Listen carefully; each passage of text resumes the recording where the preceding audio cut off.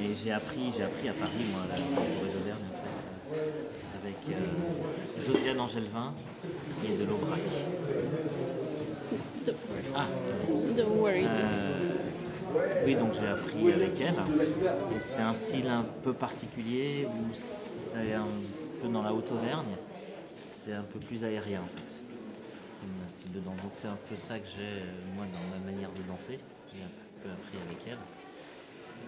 Et ensuite, c'est vrai que j'ai découvert les braillots après, où là, moi ce qui m'intéressait c'était ce pas coulé, fluide, avec des musiques assez soutenues, quoi. Et voilà, donc depuis quelques années je viens ici pour prendre des cours, essayer d'apprendre au niveau du pas pour commencer à être à l'aise, en fait.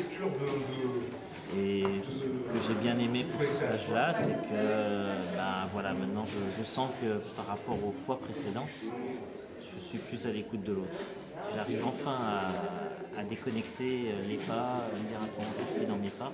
Mais je fais toute la transmission des frères champions, c'est ça, c'est comment faire attention à l'autre et être avec lui. Et quand on danse en couple, très souvent, quand on est garçon, on aime, on dit voilà, faut aller par là, voilà. La bourrée, c'est pas ça. La bourrée, comme il n'y a pas de contact, tu peux pas physiquement prendre la main et dire il faut tourner comme ci, il faut tourner comme ça. Donc c'est beaucoup plus subtil, en fait. C'est beaucoup plus riche.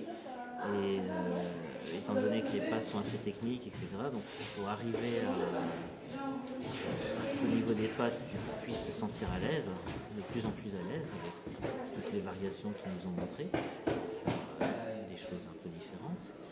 Et puis ensuite, l'apprentissage qui vient après, c'est comment faire attention à l'autre, comment aussi s'affirmer soi. Dire, moi aussi j'ai envie de proposer, comment proposer à l'autre, comment montrer à l'autre ce que j'ai envie de faire et comment il le perçoit. Donc c'est tout ça maintenant qu'il faut encore continuer à apprendre. D'accord.